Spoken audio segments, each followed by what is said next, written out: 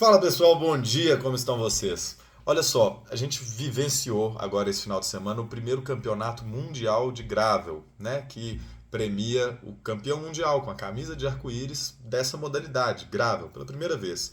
Isso foi um negócio muito discutido, os graveleiros meio que não queriam que acontecesse esse campeonato mundial. Muitos não queriam que a UCI colocasse a mão no gravel, na modalidade gravel, porque gravel é uma coisa difícil de você definir padrões, até porque a modalidade nasceu em uma indefinição de padrões, entendeu? Quer dizer, não é igual o road que a medida tem que ser aquela, a estrada é só daquele jeito, ou no mountain bike que para montar uma pista de mountain bike existem vários fatores técnicos, tantas curvas para a direita, tantas curvas para a esquerda, tantas descidas com inclinação tal, é, pelo menos um rock garden, pelo menos um salto, né? Tem essas determinações hoje nas pistas UCI.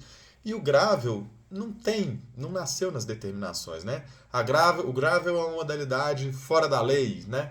Então, assim, é, muito está se falando sobre o percurso ter sido algo ruim, né? Ter sido fácil, não faltou técnica, mas não é só esse o problema. Vou mostrar para vocês alguns problemas que aconteceram. Bom, primeiro explicando esse maior problema de todos, de fato, um percurso pífio, onde os atletas conseguiram fazer de road.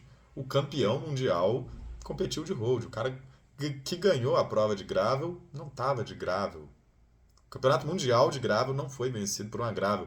Imagina se lá no campeonato mundial de downhill o cara vencesse com a bike de XC. Que mancada que ia ser isso. Ou se no campeonato mundial de XC o cara que venceu usando a bike de downhill. Se um dia acontecer isso, aí a gente tem que pôr a mão na consciência e falar: as pistas de XC estão esquisitas, tá errado, porque o cara que ganhou tá usando a bike de downhill, a gente errou a mão aqui nessa pista, concordam? Então, por aí você já começa a se basear, né? Foi o que eu postei lá no Instagram. Se dá para fazer a pista com uma bike de road, então é uma corrida de road. Quais outras características que faltaram? Não tinha subida.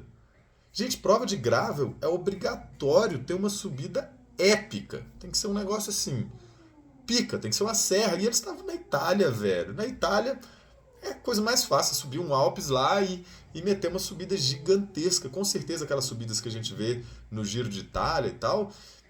Tem outras vias que sobe por terra, ou então sobe pelo asfalto e desce pela terra. É, eu digo o seguinte: a dúvida que os atletas estavam era entre ir de road ou de gravel. E vários foram de road.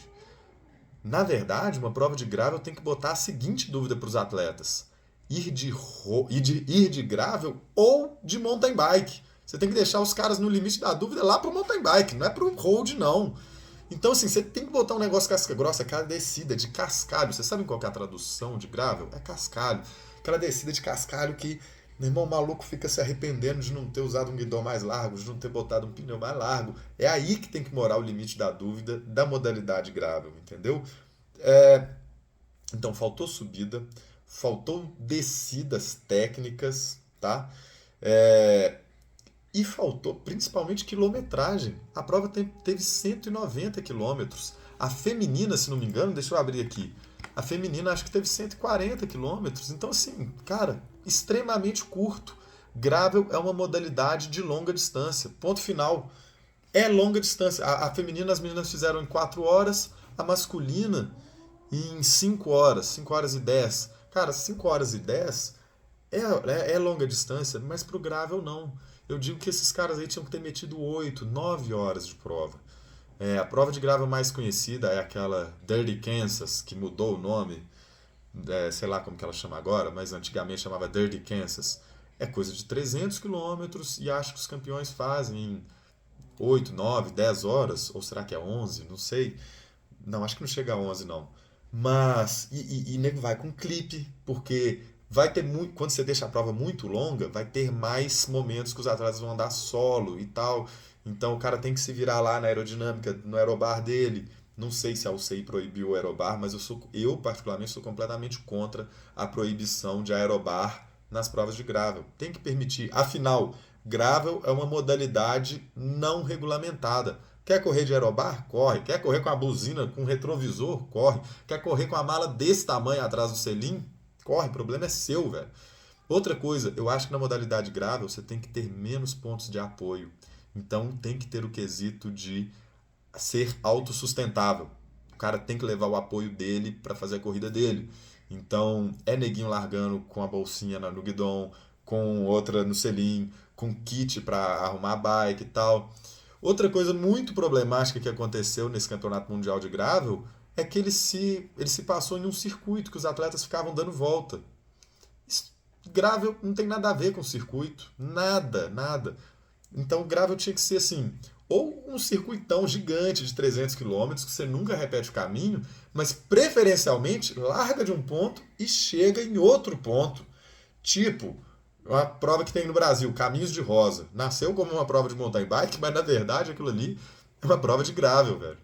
É, é, percurso, todas as configurações, assim, largar de um ponto, sai de outro, isso é típico do gravel e é interessantíssimo. É o que faltava para esse campeonato mundial. Obviamente, isso cria diversos fatores que dificultam a vida do organizador do evento, né?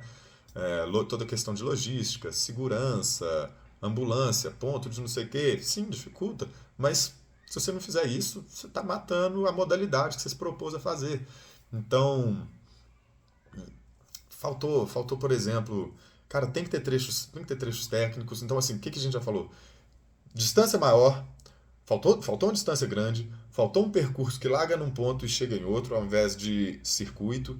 Faltou subida épica, tipo assim, uma serra épica que vai bagunçar tudo, velho. Faltou descida técnica, trechinho assim, olha, que não dá nem pra televisionar, de tão complicado que é. Uma espécie de single track. Outra coisa, dentro desses trechos técnicos, seria muito bem-vindo trechos arenosos, que é extremamente complicado para gravel. E road ia explodir o tampão. Faltou também trechos de barro. Seria interessante ter um pouco de barro, então criar aquela coisa ali, igual a gente viu sei lá, 2 edições para trás da Paris-Roubaix. Tem que ter aquele barro, tem que ter aquela treta. Cara, a gente vive numa situação que quantas vezes eu já falei aqui, conversão não existe. Não existe converter a sua road em gravel, a sua mountain bike em gravel. Conversão é um negócio idiota. E aí, no campeonato mundial de gravel, não exige nem conversão. Road bike, os caras meteram a road lá. Então, assim, tem que ser aquele negócio. Porra, faltou muito sangue no olho nesse campeonato mundial. O vencedor foi o Gianni Vermette. Eu tinha certeza que quem ia ganhar seria o Daniel Oss, ele chegou 43 segundos atrás. Van der Poel estava o mais bem cotado para vencer, mas ele chegou em terceiro. E cheio de nome bom, pô. Van Avermaet. Enfim, no feminino, a Pauline Prévot venceu o quarto título de campeã mundial no ano. Então foi um negócio bizarro, tá muito de parabéns. Agora, tem que rolar uma pressão, sabe? A gente tem que ver os atletas de gravel indo para isso aí. Vocês já pensaram que legal, por exemplo, o Campeonato Mundial de Gravel, os nomes que vão aparecer pra caralho são outros caras, tem que ser outra galera. Tem que ser, por exemplo, Léo pedalando pelo mundo, tem que ser as referências que a gente tem aqui no Brasil, né? Fernando Zogaib, Juliano, esses caras, velho. O Davi, que venceu agora o Inca Divide, esses caras têm que ser os caras da gravel, entendeu? Cada país tem seus malucos que fazem esse tipo de coisa. Gravel tem que ser uma modalidade, velho, que vai rachar o coco desses malucos aí que estão acostumados com prova de 3, 4 horas de duração, entendeu? Não tô falando que não são eles, não tô falando que não é o Van der Poel, não é o Gianni, a Pauline Prévot, mas se a gente vai... Quer dizer, olha que reflexão interessante essa que eu fiz agora. Muito legal a Pauline Prévot ter o quarto título dela de mundial. XCC, XCO... XCM e Gravel. Ou foi Road e Gravel? Não foi Road. E Gravel. Road foi a Nick, né? Mas é legal, mas isso prova que as modalidades estão compartilhando coisas muito parecidas. Sendo que a gente precisa de distanciar isso. A gente precisa dar um gap entre as modalidades. Então tem que ser o seguinte sentido. Pô, ganhou a prova de XCM? Legal. Agora eu quero ver no Gravel. É outra história. Muda completamente. Não é a mesma coisa, é outra. Foge da caixa, entendeu? Paulinho Prevot vai tomar na cabeça pra não sei quem, pra outra mulher lá do gravel, a californiana que anda de gravel pra caralho, faz cicloviagem e tal. Sabe levar o apoio, sabe carregar os negócios dela de pneu furado, vai quebrar a bicicleta e arrumar a bicicleta no meio do caminho. Gravel tem isso. Então isso tinha que ser televisionado, sabe? O atleta arrancando um- uma chave de corrente e consertando essa chave de corrente lá no meio da prova. Isso faz parte do gravel, velho. Entenderam? Pessoal, espero que esse tanto de crítica que está surgindo em cima do Campeonato Mundial de Gravel, outros países, outros YouTubers, igual eu fiz aqui esse vídeo, devem ter feito lá.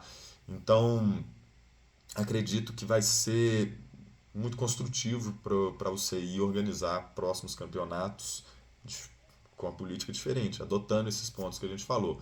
Afinal, eu sempre fui contra essa ideia de que o CI não deve organizar. Deve sim, deve.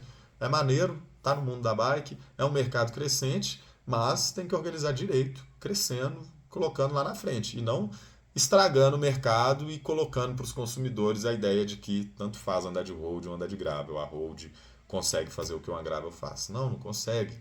Beleza? Galera, valeu demais. Grande abraço, discussão aberta.